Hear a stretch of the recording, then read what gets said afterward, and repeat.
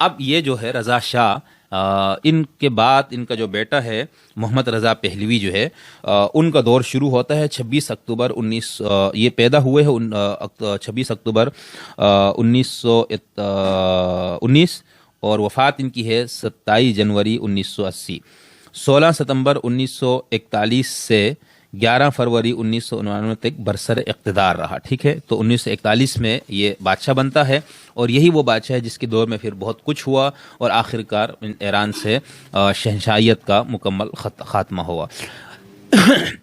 یہ جو آخری حکمران ہے محمد رضا پہلوی، اس دور کے اندر ایران میں تعلیم یافتہ طبقہ، متوسط طبقہ، باہر سے مختلف علوم میں ڈگری یافتہ دانشوروں کا طبقہ، یہ بہت ایک بڑا طبقہ، متوسط طبقہ وجود میں آ چکا تھا، ٹھیک ہے۔ تیل کے کاروبار کی وجہ سے وہاں پر آمدنی میں بھی اضافہ ہوا تھا، اور لوگ دیہاتوں سے شہروں کی طرف بھی رخ کر کے، تو ایک متوسط طبقہ وہاں پر وجود میں آیا، اور خاص طور پر جو باہر سے تعلیم حاصل کر کے ہزاروں لوگ آئے تھے، وہ نئے مزید خیالات کے ساتھ آئے، اور انہوں نے وہاں پر آ کر نئے خیالات کو مزید جنم دیا۔ اسی طرح مزدوروں اور مختلف شعبۂ زندگی کے اندر کثیر تعداد میں لوگ پیدا ہو گئے تھے، جو دیگر ترقی یافتہ ممالک کی طرح ایک آزاد جمہوری سیکولر یا سوشلسٹ ایران بنانا چاہتے تھے۔ یعنی یہ وہ دور ہے جہاں پر ابھی بادشاہ سے علماء کا اختلاف یا جھگڑا شروع نہیں ہوا، امام خمینی کا بھی وقت نہیں آیا، اس سے پہلے ایک مختصراً میں نے آپ کو ایک پس منظر اس کے اندر یہ بیان کی کہ یہ وہ دور تھا، ٹھیک ہے۔ اچھا، یہی وہ دور ہے جس کے اندر پھر مختلف سیاسی پارٹیاں بھی وجود میں آتی ہے، انجمنیں قائم ہوتی ہے، صحافت کو کچھ حد تک آزادی مل جاتی ہے، صحافی پیدا ہو جاتے ہیں، اخبارات اور رسائل کا ایک سلسلہ شروع ہوتا ہے۔ تو یہ اس آخری حکمران یا بادشاہ کے دور میں شروع ہوتا ہے۔ یونیورسٹیاں قائم کی گئی تھی، تو ایران کے اندر بھی تعلیم یافتہ طبقے کا ایک بہت بڑا طبقہ وجود میں آ گیا تھا۔ تو اس میں پھر اس دور میں جن لوگوں نے کام کیا وہ یہ کہتے ہیں کہ علماء کا تو ایک اثر رسوخ تھا، لیکن ان کا دائرہ کار محدود تھا، اپنے پڑھنے پڑھانے سے لوگوں کی اخلاقی اور دینی تربیت تک ان کا دائرہ محدود تھا، اور چونکہ اثنا عشری فقہ میں ابھی وہ کانسیپٹ اس طرح سے نہیں داخل ہوا تھا کہ جو حق حکمرانی ہے وہ علماء کے پاس ہے اور علماء ہی حاکم بنیں گے، ولایت فقیہ کا یہ مفہوم، ٹھیک ہے۔ تو اس وجہ سے اس وقت جو جدوجہد ہو رہی ہے بادشاہت کو محدود کرنے، اس کے اختیارات کو محدود کرنے، اس کو دستور اور آئین کا پابند بنانے، یا بادشاہت کو ختم کرنے، یا وہاں پر موجود ایک فرسودہ نظام ہے اس کو ختم کرنے کے لیے، تو مختلف پارٹیاں وجود میں آ رہی تھی، ٹھیک ہے۔ اس دور کی کچھ جماعتوں میں چونکہ مختصر کر کے میں نے آگے جانا اس لیے مختصراً میں بتاتا ہوں، اس دور میں جو کچھ جماعتیں یا پارٹیاں وجود میں آئی تھی، اس کے اندر مثال کے طور پر کمیونسٹ پارٹی اگر ہم بات کریں، کمیونزم کا بہت گہرا اثر تھا اور آخر تک رہا، اور پھر ان کو جبراً ان کو وہاں سے ختم کیا گیا، ٹھیک ہے۔ ابھی ہم اس پہ بات کرتے ہیں آگے جا کے۔ مثال کے طور 1928 میں قومی انقلابی پارٹی آف ایران جو ہے یہ وجود میں آئی، اور عبد المجید خان صاحب نے اپنی کتاب میں یہ لکھا ہے کہ اس پارٹی کا بھی مقصد بنیادی تھا شہنشاہیت کا خاتمہ کرنا، پارلیمانی جمہوریت اور قومی اقلیتوں کو مکمل صوبائی خود مختاری دینا، ٹھیک ہے، صفحہ نمبر 31 پر۔ اس کے بعد 1931 میں ہوا یہ کہ اب یہ نئے خیالات آ رہے، لوگ اٹھ رہے ہیں، لوگ مشہور آ رہا ہے، بادشاہت اور شہنشاہیت کے خلاف لوگوں کے اندر جذبات ابھر رہے ہیں۔ تو یہ ہوا کہ کمیونزم کی طرف رجحان رکھنے والی پارٹیوں پر یا ان خیالات کے حامل لوگوں پر پابندی لگا دی گئی۔ 28 میں پارٹی بنتی ہے، 31 میں اس کے اوپر پابندی لگ جاتی ہے۔ اس کے بعد پھر 1941 میں پیپلز پارٹی جس کو کہا جاتا ہے ایران کی، یہ تودا پارٹی، یہ بہت اس کا نام آتا ہے پورے انقلاب کے دور میں، آخر میں پھر اس کے پر جو کچھ گزرا وہ ایک الگ داستان ہے۔ تو اس پارٹی کا 1941 میں پارٹی وجود میں آئی، ڈاکٹر ارانی اس کے بانی تھے، اور پھر اپنے بہت سارے 55 تقریباً ساتھیوں سمیت اس کو گرفتار کر لیا گیا، اور آخر کار اس پارٹی کا جو بانی تھا ان لوگوں کو، ان کے ساتھیوں کو 1931 کے ایکٹ کے تحت سزائیں دی گئی، اور پھر اس کے بعد ان کی وفات ہو گئی، جیل کے اندر اس کو بند کیا گیا تھا، ٹھیک ہے۔ تو یہ ایک بہت اہم پارٹی ہے ایران کی، لیکن یہ ذہن میں رکھے یہ خالص کمیونسٹ پارٹی تھی، یعنی کمیونزم ان کا مقصد تھا، سوشلزم کا انقلاب برپا کرنا ان کا مقصد تھا۔ اس جگہ میں یہاں پر آپ کے سامنے عبد المجید خان کی کتاب سے ایک مختصر سا اقتباس آپ کے سامنے پیش کرتا ہوں۔ عبد المجید خان صاحب اس پورے پارٹی اور اس کے نظریات اور منشور اور اس بادشاہ سے اس کا تصادم اور اس کے ساتھ جو زیادتی ہیں وہ اس کے اختصار سے لکھا ہے. اس کا یہ لکھتے ہیں اس صفحہ نمبر 43 پہ، اس طرح تودا پارٹی کو ایران میں کل عدم قرار دیے جانے اور اس کے تمام اہم رہنماؤں کی جلاوطنی کے باوجود بیرون ملک اس کی خفیہ سرگرمیاں جاری رہیں. اس دوران پارٹی کے اہم کارکن شاہ کی خفیہ پولیس ساواک کے بہیمانہ جبر و تشدد کا نشانہ بنتا رہے. لیکن تودا پارٹی نے ایران سے بادشاہت کے خاتمے کا تہیہ کر لیا تھا. 1977 میں شاہ کے خلاف تاریخی تحریک میں تودا پارٹی کے کردار کو کسی طرح بھی نظر انداز نہیں کیا جا سکتا، جو 1953 سے ایران میں شہنشاہیت کے خاتمے کے لیے جدوجہد کر رہی تھی، اور شاہ خود تودا پارٹی کی سیاسی قوت سے خائف رہتے تھے. ٹھیک ہے، 53 میں جو مسئلہ ہوا، مصدق جن کا بہت نام ہے انقلاب میں ایران کے اندر، یا انقلاب ایران کی تاریخ جدید کو پڑھتے ہوئے بار بار جن کا نام آتا ہے، وزیر اعظم بنے. پھر ان کی کوششوں سے، ان کے بادشاہ سے ان کا جو کشمکش ہوا، جس کے بعد بادشاہ کو ایک مرتبہ پھر بھاگنا پڑا اور پھر امریکہ کی مدد سے بادشاہ سلامت واپس آیا. ٹھیک ہے، اس پہ ہم بات کریں گے اگر کوئی مناسب موقع پہ اس کا ذکر آیا، ادروائز اس کو آپ کو سب کو ان کا اچھی طرح سے معلوم ہے. تو یہ ہے. اچھا، دوسری جو بہت پارٹی جو اس وقت موجود تھی، اس کا نام آتا ہے، وہ ہے مجاہدین خلق. ایک اور پارٹی تھی اس دور میں جس کو سازمان مجاہدین خلق کہا جاتا ہے. اسی طرح ایک فدائی خلق. اب یہ وہ پارٹیاں ہیں جو یا تو مکمل کمیونسٹ پارٹیاں ہیں، کمیونزم ان کا منشور اور مقصد ہے، یا کمیونزم کی طرف رجحان رکھنے والی پارٹیاں. یہ جتنے میں نے آپ کو ابھی پارٹیاں بتائی، ٹھیک ہے. تودا تو مکمل کمیونزم کے لمبردار پارٹی تھی، لیکن مجاہدین خلق اور جو فدائیین خلق کہا جاتا ہے، یا فدائیان خلق جس کو کہا جاتا ہے، یہ دونوں بھی رجحان ان کا اسی طرف تھا. اور اس پارٹی کی فکری جو اس کا جو بیک گراؤنڈ ہے، اس میں علی شریعتی صاحب کا بہت بڑا ان کے نظریات کا عمل دخل تھا. اور ڈاکٹر علی شریعتی آپ کو معلوم ہے، ہمارے ہاں علماء کے طبقے میں تو ان کو کوئی پذیرائی نہیں ہے، لیکن جو جدید تعلیم یافتہ لوگ ہیں ان کے ہاں علی شریعتی صاحب کی بڑی اہمیت ہے. یہاں پر میں ان پارٹیوں کے حوالے سے ایک دو حوالے آپ کے سامنے رکھتا ہوں کہ ان پارٹیوں کا کردار کیا تھا، شہنشاہ کو ان پارٹیوں سے مسئلہ کیا تھا، اور شہنشاہیت کا ان پارٹیوں کے ساتھ کس طرح کا ایک تصادم تھا. یعنی وہ بادشاہ کیوں ان پارٹیوں کو برداشت نہیں کرتا تھا، یا ان پارٹیوں کا کیا اہم کردار تھا بعد میں جو انقلاب جب پوری طرح سے کامیاب ہوتا ہے تو اس سے پہلے یہ سارا چل رہا ہے. ٹھیک ہے، یعنی کہ آپ رات کو سوئے اور صبح دیکھا تو انقلاب آ گیا، تو ایسا نہیں ہوا تھا. ہزاروں لوگوں کا اس میں جلاوطن، ہزاروں لوگوں کی جانیں اس میں گئی ہے، تشدد ہوا ہے، ہر طرح کا جبر ہوا ہے. تو اس میں یہ پارٹیوں کو ذرا آپ نے ذہن میں رکھنا. ظاہر سی بات، آپ ایک تحریک چلاتے ہیں تو فرد واحد نہیں ہے، ایک فرد واحد اٹھتا ہے تو پھر وہ ایک تنظیم اور تحریک، اور جب کوئی تحریک کو تنظیمی شکل دے دی جائے اور ایک تحریک کے طور پر اس کو قائم کیا جائے تو اس کے پھر نتائج آتے ہیں. تو یہاں پر یہ جو پارٹیاں ہیں، اس حوالے سے میں دو کتابوں سے آپ کے سامنے اقتباسات رکھوں گا. ایک تو ارشاد احمد حقانی صاحب کی کتاب سے، جن کا میں نے ابتدا میں بتایا تھا، اور ایک جو ہے مسیح مہاجری کی کتاب سے. پہلے میں آپ کے سامنے مسیح مہاجری کا تبصرہ پیش کرتا ہوں. یہ آپ کے سامنے مسیح مہاجری، یہ انقلاب کے شدید حامی اور اس کے لیے کام کرنے والا، اور ان کی کتابیں وہاں سے ریاستی اس سے چھپتی ہے. تو انہوں نے اس پہ تبصرہ کیا ہے ان تحریکوں پہ. تو یہ صفحہ نمبر 71 پہ لکھتے ہیں دو تحریکیں. لکھتے ہیں کہ پہلی تحریک جو ہے وہ کون سی ہے انقلاب میں، جن کا اہم حصہ تھا. پھر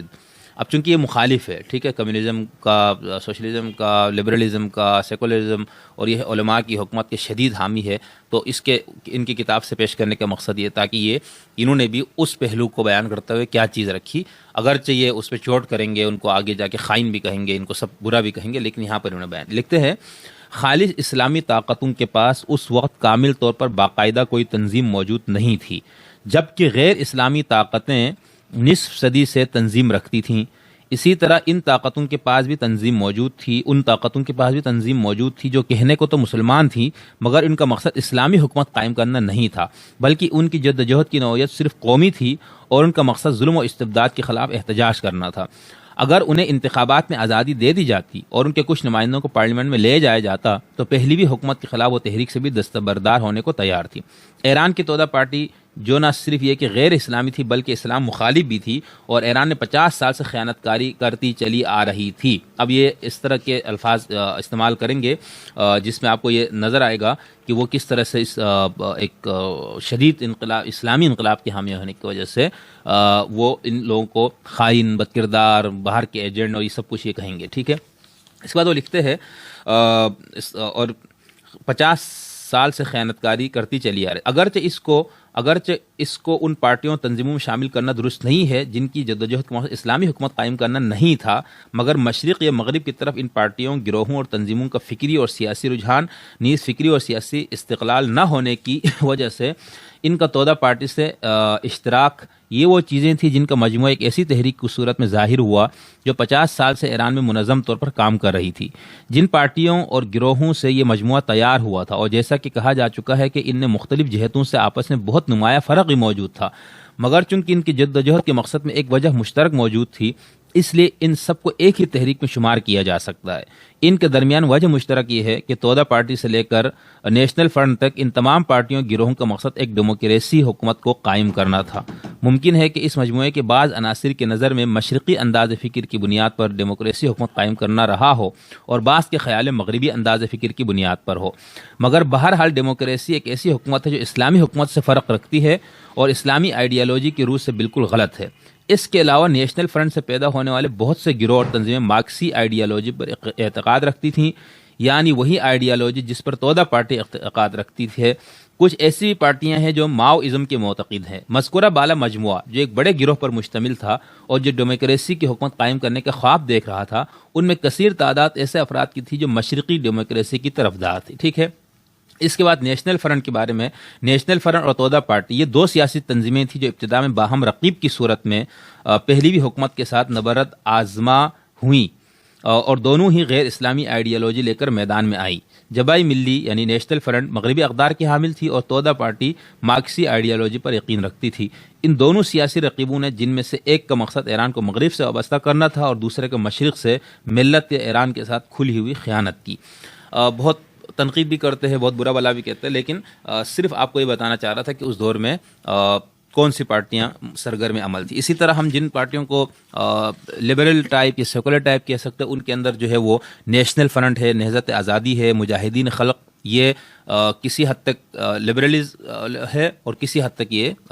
سوشلسٹ پارٹی، یعنی یہ مکسچر سا ہے. جس طرح پاکستان میں مختلف پارٹیوں کو آپ دیکھتے ہیں نا، مختلف پارٹیاں ہیں، کوئی دائیں، کوئی بائیں، کوئی بیچ میں، ان کے نظریات، ان کی جو منشور ہے اس کو دیکھ کے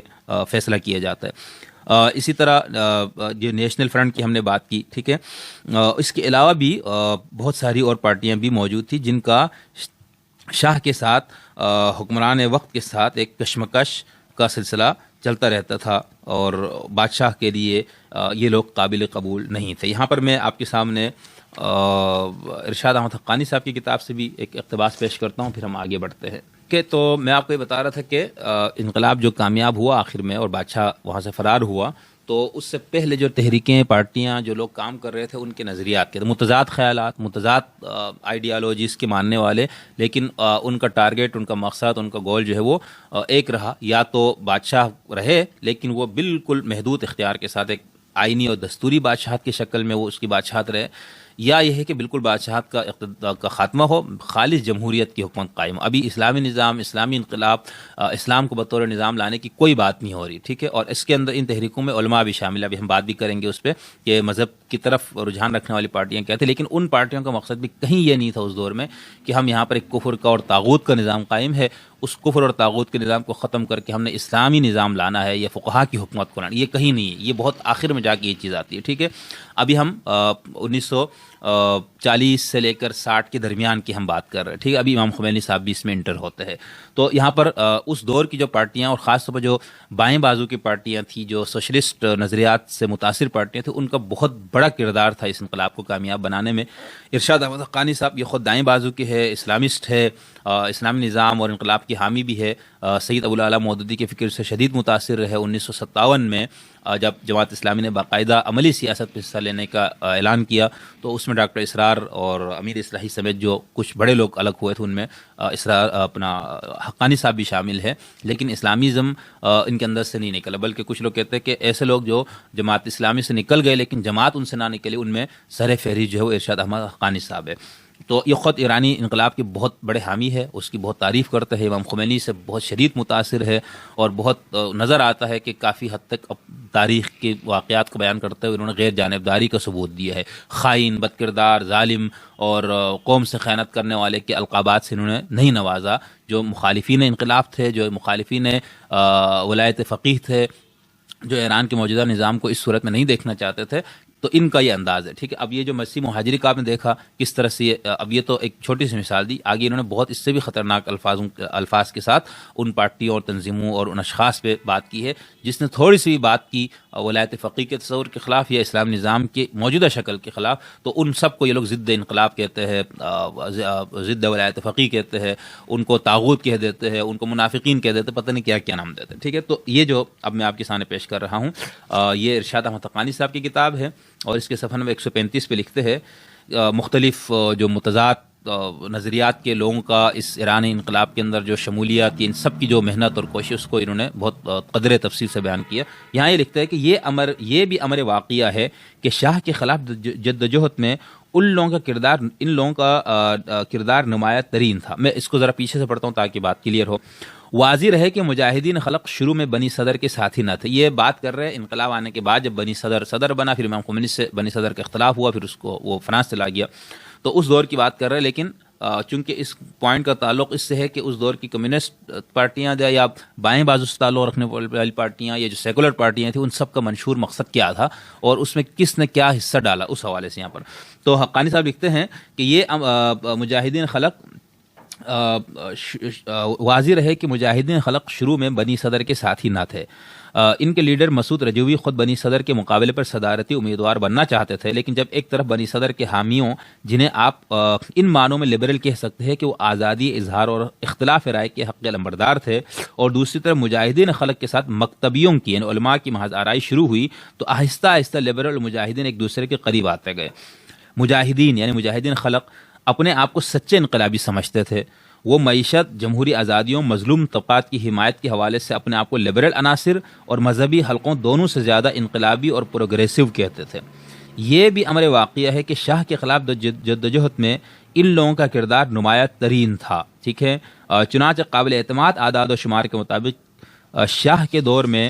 ساواک کے ہاتھوں ہلاک ہونے والوں میں غالب اکثریت انہی کی تھی، بلکہ بعض حلقوں کے جمع کردہ اعداد و شمار کے مطابق ساواک کے ہاتھوں تشدد کی وجہ سے شہید ہونے والے 355 افراد میں سے صرف 2 مکتبی یا عالم تھے، بقیہ مجاہدین خلق یا فدائین خلق وغیرہ کے ارکان تھے، ٹھیک ہے۔ اب یہ وہ لوگ ہیں جن کو ہم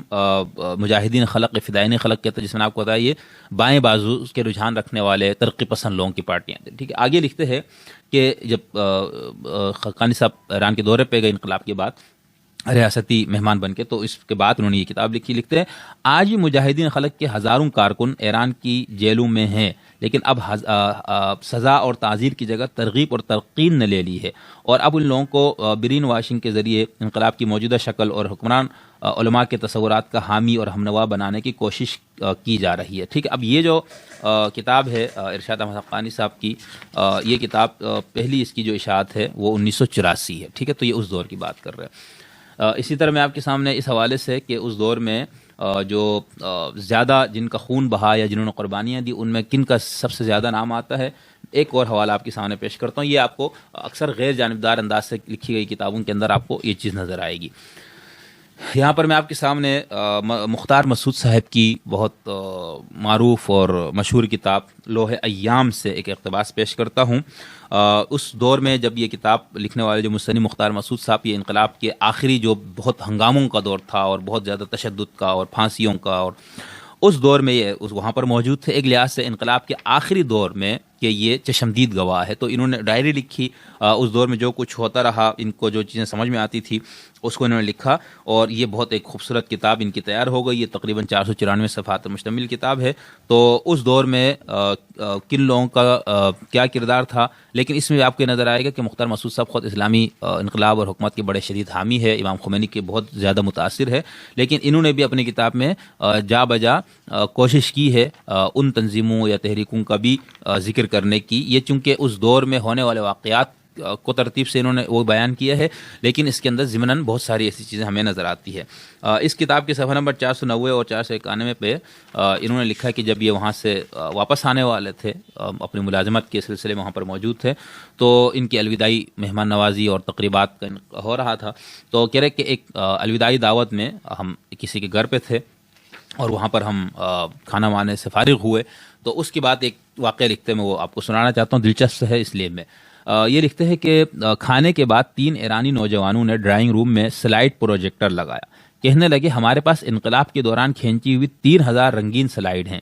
ہم آپ کو ان میں سے 150 تصویریں دکھاتے ہیں۔ وہ آوازیں کانوں کے لیے تکلیف دہ تھی، یہ پوری لکھی انہوں نے کہ وہ تھا، چلے پڑھ دیتا ہوں، اچھی چیز ہے۔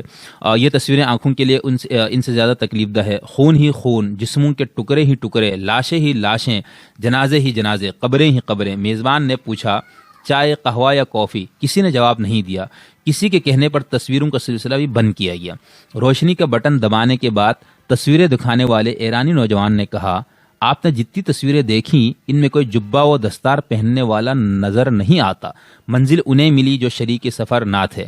کسی سننے والے نے کہا، صحیح مثال سفر اور منزل کے حوالے سے نہیں بلکہ کھیلوں کے میدان سے ملے گی۔ ٹھیک ہے، اس کے بعد انہوں نے اس کے بعد آگے لکھتے ہیں کہ ایک شوخ اشتراکی انقلابی ایرانی لڑکی نے کہا، سنا ہے آپ نے انقلاب کے دوران ڈائری لکھی ہے، آپ شاید کتاب لکھنے کا ارادہ رکھتے ہیں، اس سے میرا ذکر ضرور کرے۔ یہ انقلاب میری عمر کی لڑکیوں کے لیے بہت بھاری ثابت ہوا ہے۔ جوانی کے وہ سال جو عروسی خوشیوں میں گزارنے تھے وہ انقلابی جدوجہد کی نظر ہو گئے۔ جدوجہد کی کامیاب ہوئی مگر سکون میسر نہیں آیا۔ نوجوان کچھ بادشاہ نے مارے، کچھ اس کے بعد آنے والوں نے، کچھ فرار ہوئے، کچھ قید ہوئے، باقی جتنے بچے انہیں محاذ جنگ پر بھیج دیا۔ وہاں سے لاشیں واپس آتی ہیں یا معذور۔ جنگ ختم ہونے میں نہیں آتی کہ نوجوان گھر بسانے کے بارے میں سوچ سکے۔ میں 30 برس کی ہونے والی ہوں، میری جیسی لڑکیوں کی تعداد میں جن کی شادی کرنے کی عمر تیزی سے گزر رہی ہے، بہت سی نوجوان اور کم سن بیواؤں کا اضافہ ہو گیا ہے۔ میرے لیے کیا آپشن رہے گی؟ عمر بھر معذور دلہا کی ویل چیئر دھکیلتی رہوں یا وقتی طور پر سیاہ چوغے کے ساتھ متا کر لوں؟ انقلاب انسانوں کا ہی نہیں بلکہ ارمانوں کا بھی خون بے دریغ بہاتا ہے۔ تو خیر اس کے اندر بھی یہ بتانا یہ چاہ رہے کہ وہ جو انقلاب میں حصہ لینے والے ہیں ان کا ایک جو تبصرہ تھا کہ جانیں کن کی گئی، قربانیاں کنہوں نے دی۔ تو یہ بات میں جو شدید حامیوں کی جو کتاب ہے اس کے اندر ان لوگوں کی کردار کشی کی جاتی ہے، تو اس لیے میں نے مناسب سمجھا کہ آپ کے سامنے اس حوالے سے یہ بیان کر دوں کہ وہاں پر جو سیکولر اور لبرل اور جو سوشلسٹ نظریات کے رکھنے والے لوگ تھے ان کا کتنا کردار تھا، وہ اس میں کہاں تک بڑھ چڑھ کر حصہ لیا۔ یہ تو بہت مختصر میں بتا رہا ہوں نا، اس کی پوری تفصیل موجود ہے، ٹھیک ہے، اور بہت متاثر کن ان لوگوں کے اقدامات تھے۔ آخر میں امام خمینی رضوان اللہ علیہ جب اسلامی انقلاب یعنی انقلاب کے آنے کے بعد جب وہ اسلامی نظام کی نفاذ اور اس کی بات کرتے ہیں، اور ایک اینڈ میں آ کے جب وہ فقیہ کے مکمل ولایت کی یا حکومت کی بات کرتے ہیں، تو اس وقت پھر وہ بتاتے ہیں کہ بھئی لوگوں نے جانیں تو اس لیے نہیں دی تھی، انہوں نے جانیں تو خدا رسول کے نام پہ دی تھی۔ لیکن میں بتانا چاہ رہا ہوں کہ یہ جو جانیں دی جا رہی تھی، یہ جن کے ساتھ تشدد ہو رہا تھا، یہ کوئی اسلامی انقلاب یا اسلامی نظام کا نعرہ لے کے نہیں اٹھا تھا۔ اچھا، اب آتے ہیں ہم کہ اس دور کے اندر جو مذہبی یا علماء کی یا جو دینی مدارس یا مذہب سے تعلق رکھنے والے لوگ، یہ نہیں میں کہا جا سکتا کہ اس دور میں صرف یہی لوگ سرگرم ہیں، سب سرگرم عمل تھے، ٹھیک ہے، تمام، یعنی یہ ایک ایرانی قوم کا ایشو تھا، ایرانی قوم کا کی تحریک تھی نا، تو اس کے اندر سارے لوگ موجود تھے۔ ظاہر تو شاہ کے وفادار بھی تھے، وہ ہر طبقے کے اندر ہوتے ہیں اور ہر طبقے کے اندر شاہ کے وفادار بہت سارے تھے۔ تو علماء کا یا جو دینی رجحان رکھنے والے لوگ ہیں، یہ نہیں کہ وہ انقلاب سے بالکل لا تعلق ہو کے بیٹھے تو اور اینڈ میں نہیں، ان کا بھی ساتھ ساتھ حصہ چلے، لیکن باقاعدہ تنظیم کی صورت میں تو اس دور میں جو دو ایک مذہبی تنظیموں کا نام آتا ہے، ایک ہے گروہ فدائیان اسلام اور دوسرے ہے حزب ملل اسلامی، ٹھیک ہے۔ اور انقلاب کے آنے کے بعد جو علماء نے جب ان کو سیاست میں موقع دیا گیا، اور اس سے پہلے امام خمینی منع کرتے تھے کہ علماء کو سیاست میں یا اقتدار میں آنے ہم نہیں دیں گے، ہم نہیں آئیں گے، لیکن بعد میں سب کچھ الٹ ہو گیا، تو اس وقت جو ایک پارٹی بنی وہ حزب جمہوری اسلامی ہے، لیکن یہ بنی ہے انقلاب آنے کے بعد، ٹھیک ہے۔ لیکن جو دو پہلی پارٹیاں ہیں گروہ فدائیان اسلام اور حزب ملل اسلامی، یہ وہ دو پارٹیاں تھیں جو انقلاب سے پہلے انقلاب کی تحریک کے دوران یہ پارٹیاں موجود تھی، لیکن ان پارٹیوں کے منشور میں بھی کہیں پر یہ نہیں تھا کہ ہم ایران کے اندر جو تحریک چلا رہے ہیں اس کا مقصد اسلامی انقلاب لانا ہے یا فقہا کی حکومت کو لانا ہے۔ اس حوالے سے میں آپ کے سامنے دو اقتباسات پیش کرتا ہوں۔ یہ مسیح مہاجری صاحب کی کتاب ہے، اس کا میں نے آپ کو تعارف کرایا تھا، تھوڑا سا بتایا تھا یہ کس قسم کی کتاب ہے اور یہ شخص خود کون. تو اس کے اندر انہوں نے یہ جو جہاں پر بحث کی ہے کہ انقلاب ایران کو کامیاب بنانے والی دو تحریکوں کا، تو پہلے میں نے آپ کو بتایا کہ جو کمیونزم یا لبرلزم والے لوگ تھے ان پہ ان کا تھا. اس کا انہوں نے لکھا ہے صفحہ نمبر 76-77 پہ کہ دوسری تحریک انقلاب ساز تحریک. ٹھیک ہے، اس کے اندر یہ لکھتے ہیں کہ اب ان کا دعویٰ تو یہ ہے کہ بھئی 1906 سے ہی یا اس سے پہلے ہی علماء جو ہے نا وہ اسلامی انقلاب اسلامی نظام کے لیے جد و جہد کر رہے تھے، حالانکہ حقائق شاید اس کے برعکس ہے. ٹھیک ہے، اس میں مطالبہ یہ تھا کہ قانون خلاف اسلام کوئی نہ بنے، ایک مسلم اکثریتی ملک ہے اس حوالے سے، یا ایک جس طرح پاکستان یا باقی مسلمان دنیا کے اندر موجود ہے، لیکن ایسا نہیں تھا کہ اسلام کو باقاعدہ ایک سیاسی نظام کے طور پر پیش کیا گیا، لوگوں کی ذہن سازی کی گئی اور اس کا یہ مطالبہ کیا گیا کہ نہیں ہم لانا ہی یہ چاہ رہے، ایسا نہیں تھا. تو اس کے اندر انہوں نے لکھا ہے کہ نہضت مشروطیت، یعنی وہ جو مشروطی تحریک مشروطہ کی ہم نے بات کی، کہ تلخ تجربے کے بعد علماء اور ان طاقتوں کو ایک اسلامی تنظیم کی فکر ہوئی جو اسلامی حکومت پر یقین و اعتماد رکھتی تھیں، اور حوزہ علمیہ قم کے ایک طالب علم سید مجتبیٰ نواب صفوی کی قیادت میں گروہ فدائیان اسلام کے نام سے ایک اسلامی تنظیم وجود پذیر ہوئی، اور تقریباً نہضت مشروطیت کے نصف صدی بعد کسی حد تک یہ آرزو پوری ہوئی. محمد رضا پہلوی کی حکومت کے خلاف فدائیان اسلام اور آیت اللہ کاشانی کی جدوجہد میں شکست یہ دوسرا تلخ تجربہ تھا، اور دوبارہ ان مبارز علماء اور ان طاقتوں کو جو اسلامی حکومت پر یقین رکھتی تھی ایک ایسی تنظیم کی ضرورت محسوس ہوئی جو 100% اسلامی ہو. چنانچہ 1961 میں حزب ملل اسلامی کی تشکیل ہوئی. ٹھیک، اب حزب ملل اسلامی 1961 میں وجود میں آتی ہے. اب ان کا یہ جو دعویٰ ہے کہ اسلامی حکومت پر یقین رکھنے والے اس کو قائم کرنے والے، اس پہ ہم بات کرتے ہیں. اس کے بعد یہ لکھتے ہیں نیز اس کے ساتھ دوسری چھوٹی چھوٹی جماعتوں اور تنظیموں کی تشکیل اسی فکر کا نتیجہ تھی جنہوں نے اسلامی انقلاب کے دوران عوام کو شاہی حکومت کے خلاف بے پناہ جد و جہد کے لیے آمادہ اور تیار کیا تھا. اس کے بعد آگے لکھتے ہیں حقیقت یہ ہے کہ ان دونوں تحریکوں میں سے کوئی ایک تحریک بھی انقلابی عوام کو، یعنی جو مذہبی تنظیمیں تھیں ان پر تبصرہ کرتے کہ ان میں سے کوئی ایک تحریک بھی انقلابی عوام کو پوری طرح کامیابی سے ہمکنار نہیں کر سکتی تھی. پہلی تحریک نے ثابت کر دیا کہ وہ گزشتہ 50 سال اور اس کے طولانی عرصے میں عوامی اعتماد حاصل کرنے اور عوام کو حرکت میں لانے سے پوری طور پر ناکام رہی تھی. اور پھر اس کے بعد یعنی وہ لوگ جو جن کو یہ خائن اور قوم سے خیانت کرنے والی پارٹیاں کہہ رہی ان کی بات کر رہے ہیں. اور اس کے بعد جو ہے وہ تو یہاں پر میں آپ کے سامنے مسیح مہاجری کی کتاب یعنی ان کا نقطۂ نظر کیا تھا اس دور میں جو علماء نے جو کی یا مذہبی لوگوں کی جو تحریک تھی اس حوالے سے دو پارٹیوں کا انہوں نے نام لیا ہے. اسی چیز کو میں آپ کے سامنے رکھتا ہوں عبد المجید خان صاحب کی کتاب سے. اس میں صفحہ نمبر 56 پہ لکھتے ہیں کہ 1940 کے دہائی کے وسط میں نوجوان قدامت پسند شیعہ طالب علموں نے دو گروپ، ایک فدائیان اسلام اور دوسرا مجاہدین اسلام کے نام سے قائم کیے. فدائیان کا گروپ فدائیان کا گروپ سید مجتبیٰ میرانوی نے قائم کیا تھا. یہ گروپ 1943 میں خفیہ طور پر قائم کیا گیا تھا. ٹھیک ہے، اور پھر اس کے اندر آیت اللہ تعلقانی صاحب بھی شامل ہوتے ہیں، اور آخر میں آیت اللہ تعلقانی کے ساتھ جو کچھ ہوتا ہے اس پہ ہم تھوڑا سا آگے چل کے بات کریں گے. تو یہ بہت گفتگو لمبی ہو گئی. یہاں پر صرف مقصد بتانے کا یا جو ہم گفتگو کر رہے تھے وہ یہ تھا کہ یہ آپ کو بتائے کہ اس دور میں جو تحریک چل رہی تھی ایران کے اندر شہنشاہیت کے خلاف یا بادشاہ کو بالکل محدود کرنے کے حق میں، تو ان سب کا جو مقصد ہے اس میں کہیں اسلامی انقلاب، اسلامی نظام کا نفاذ، علماء کی حکمرانی کا کانسیپٹ نہیں تھا. ٹھیک ہے، وہاں پر تمام ایرانی قوم سوائے اس ایک مخصوص طبقے کے، اور بہت سے لوگ وہ تھے اس دور میں، عوام میں بھی اور دانشوروں میں بھی، سیاست دانوں میں بھی، علماء کے حلقوں میں بھی، جو شہنشاہیت کے حامی تھے. ٹھیک ہے، یا ان کے حق میں تھے، لیکن اکثریت نے اس کے خلاف ایک علامِ بغاوت کو بلند کیا ہوا تھا.